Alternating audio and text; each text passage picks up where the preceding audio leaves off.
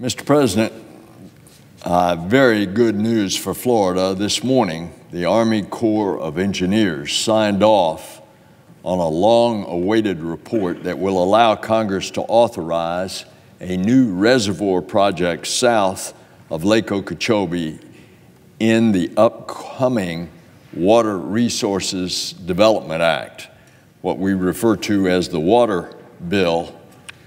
Many of us in Florida have been pushing the Army Corps and the Trump administration to approve this project for months and months.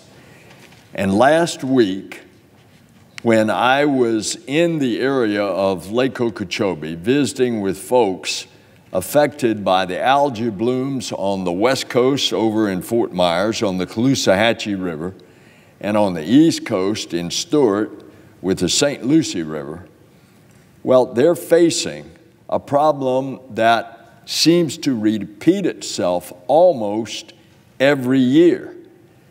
The heat of summer, the excess nutrients in the water, put all of that together and you get algae blooms, which sucks up the oxygen out of the rivers and makes it a dead river because there's not enough oxygen in the water for the fish. Well, there was a similarly very bad algae bloom back in 2016, previously again in 2013, and many times in years past.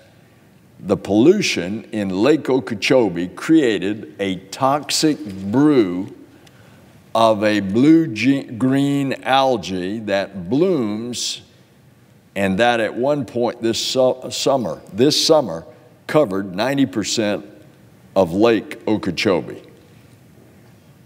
Now the lake has risen to a 14.5-foot level. The Army Corps is considering that they're going to have to start again releasing water to the east in the St. Lucie, to the west in the Caloosahatchee, because of the pressure on the dike around Lake Okeechobee. And thus, here we go again, more nutrient-laden water flowing into these waterways in the heat of summer, and then the algae blooms just keep going and going. Well, there's a project that will help. It's one of many projects that will help, but this is definitely a step in the right direction.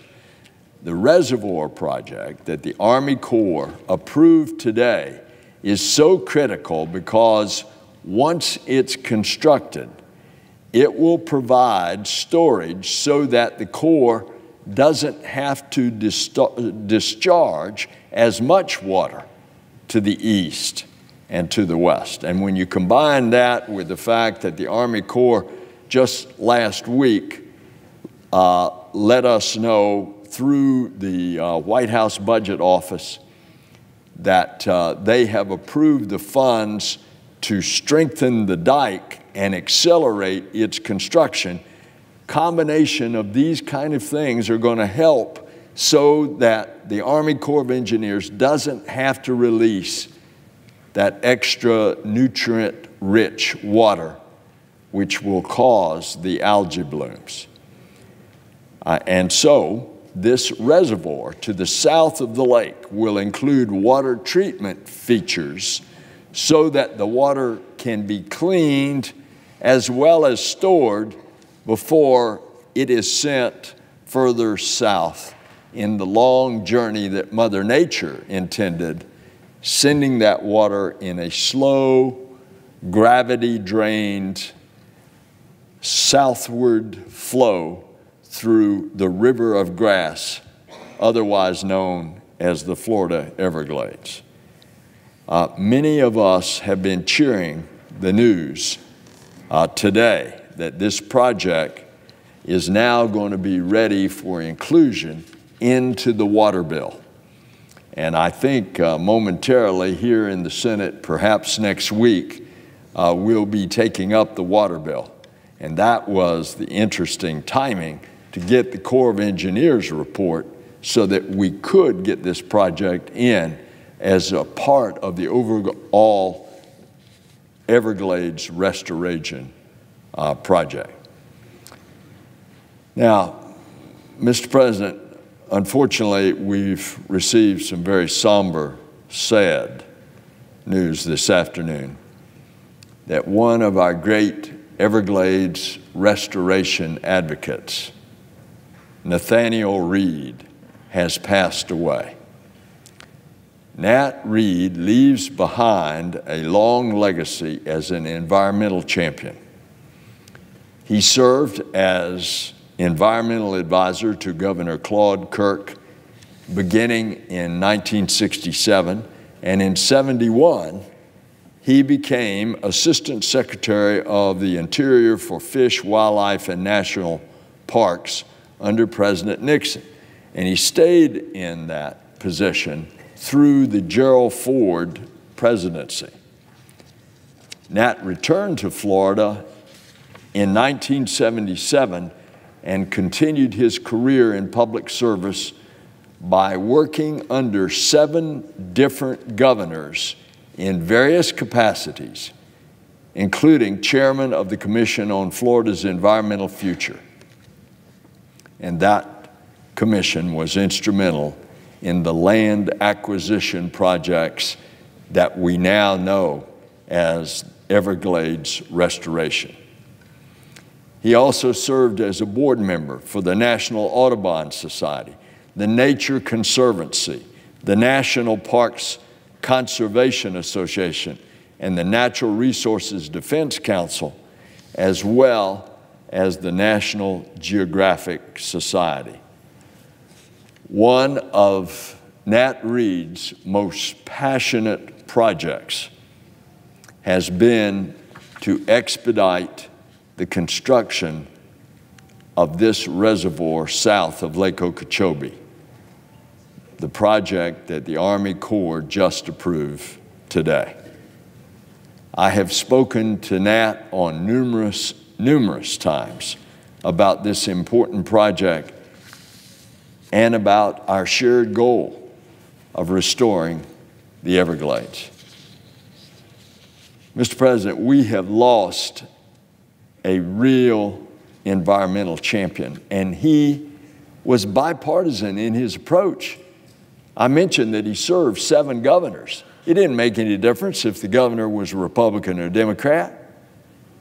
Nat was all about restoring as much of Mother Nature back to its functioning self. And so, Mr. President, I want to ask unanimous consent to enter into the record a column written by Nat in 2012 that lays out the history of the Everglades environmental problems and how we can fix them. He recommended focusing on projects like bridging the Tamiami Trail, which is US 41, virtually a dike across the southern peninsula of Florida. It's now being bridged, first with a mile-long bridge and now under construction a 2.5-mile bridge, so the water can flow under the road into the water-starved Everglades National Park. Objection. Thank you, Mr. President. And he recommended focusing on other projects like restoring the Kissimmee River to its natural meandering state when a half a century ago, when all the emphasis was just flood control, get the water off the land, they took this meandering stream called the Kissimmee River that cleansed the water as it oozed south in all of the marsh grasses. And what did they do? They dug a straight ditch. And Nat has been one of the leaders in advocating restore that river to its natural meandering state so that by the time the water gets to Lake Okeechobee that it's cleaned up by natural processes. So both of these projects, Tamiami Trail as well as the Kissimmee River, are now well underway, and we're already seeing the benefits to the environment and to the wildlife. And he also wrote about the importance of water storage and treatment projects, both north and south of the lake, a refrain that this senator often repeats as well. And that's why I not only respect Nat so much and appreciate so much what he has contributed to our country and to our state, but also I love him as a friend. And for his untimely death today in an accident in Canada, it is a huge, huge loss. And that's why Nat and I have been so focused on advancing this new reservoir project south of Lake Okeechobee. It saddens me so much to announce this good news at the same time of announcing the death of one of the nation's true environmental champions. And I hope as we go about in years to come actually constructing that reservoir, it would be a fitting tribute to name that project in Nat Reed's honor. All we can do is just try to continue his life's work of protecting Florida's unique environment. Mr. President, I yield the floor.